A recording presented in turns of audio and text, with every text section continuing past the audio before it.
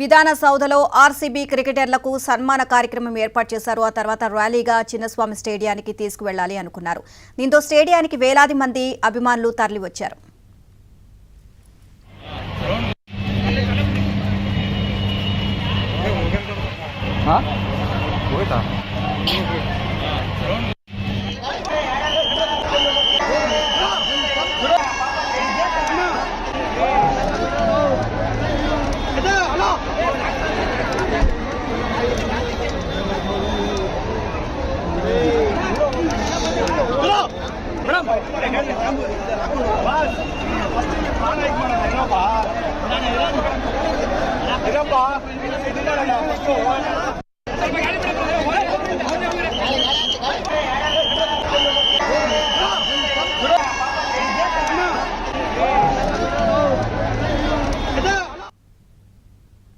సరైన ఏర్పాట్లు లేకపోవడంతో తొక్కిసలాట చోటు చేసుకుంది. అభిమానులు గేట్లు ఎక్కి లోపలికి వెళ్లేందుకు ప్రయత్నించారు. మరోవైపు పోలీసులు లాఠీచార్జ్ చేయడంతో ఏం జరుగుతుందో అర్థం కాని పరిస్థితి నెలకొంది.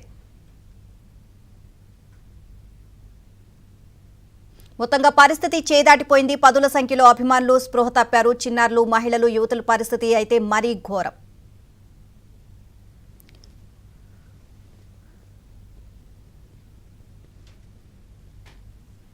ఓవరాల్ ఇదే అంశానికి సంబంధించి మరిన్ని అప్డేట్స్ ఇన్పుట్ ఇన్ఛార్జ్ శ్రీహరిని అడిగి తెలుసుకుందాం. శ్రీహరి, ఆర్సీబీ మొత్తం టీంకి సన్మానం అలాగే తర్వాత విజయోత్సవ ర్యాలీ అని చెప్పేసి అనుకున్నప్పుడు కర్ణాటక ప్రభుత్వం దానికి సంబంధించి చర్యలైతే తగిన చర్యలు తీసుకోవాలి, మొత్తం ఎక్కడికక్కడ కఠినమైన బందోబస్తు ఏర్పాటు చేయాలి.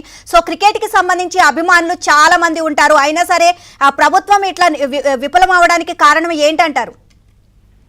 నీలిమ, ఇవాళ ఆర్సీబీ కప్పు గెలిచిన తర్వాత మనం రాత్రి నుంచి కూడా చూస్తున్నాం. బెంగళూరు మొత్తం సంబరాల్లో మునిగిపోయిందని చెప్పొచ్చు. ఒక దీపావళి పండుగే రాత్రి జరిగింది. ఇవాళ ఆ టీం కప్పుతో బెంగళూరులోకి అడుగు పెడుతున్న క్షణం నుంచి ఇప్పటి వరకు కూడా వేల సంఖ్యలో అభిమానులు వీరికి స్వాగతం పలికేందుకు ఆ కప్పుతో టీం మొత్తానికి కూడా ఘనంగా స్వాగతం పలకాలని ఎక్కడికక్కడ కూడా రావడం జరుగుతుంది. ఈ నేపథ్యంలోనే అసలు పోలీసులకు కూడా కంట్రోల్ కానటువంటి పరిస్థితులు నెలకొన్నాయి. ముఖ్యంగా ఇప్పటి వరకు చూస్తే అసలు అత్యంత విషాదమైనటువంటి పరిస్థితి అని చెప్పొచ్చు. ఇలాంటి పరిస్థితి ఎప్పుడు కూడా ఏ విజయోత్సవ వ్యవహారంలో కూడా చూడలేదు. దాదాపు 8 మంది అభిమానులు ఇప్పటి వరకు మృతి చెందారు. దాదాపు 15 మంది పరిస్థితి అపస్మారక స్థితిలో ఉన్నారు.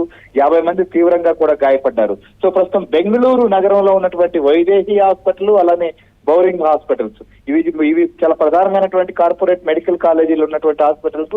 వీటిల్లోనే మృతుల సంఖ్య కూడా ప్రస్తుతం నమోదైంది. ఇంకా కూడా మృతుల సంఖ్య పెరిగే అవకాశం కూడా ఉందనేటువంటి ఆందోళన కూడా వ్యక్తం అవుతుంది.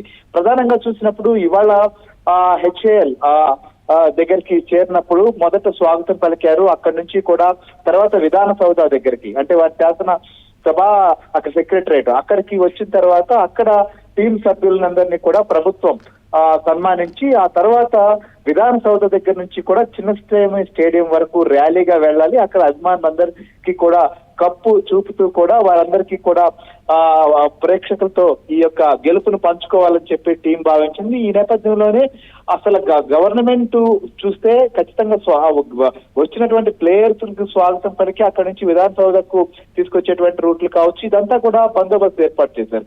అయితే చిన్నస్వామి స్టేడియం దగ్గర ప్రస్తుతం తొక్కిసలాట కావచ్చు లేదా ఇవన్నీ చోటు చేసుకున్నాయి ఎక్కువగా. సో విధాన సౌధ దగ్గర కూడా కొంత తోపులాట జరిగినప్పటికీ కొంత పరిస్థితి అక్కడ కంట్రోల్ అయింది.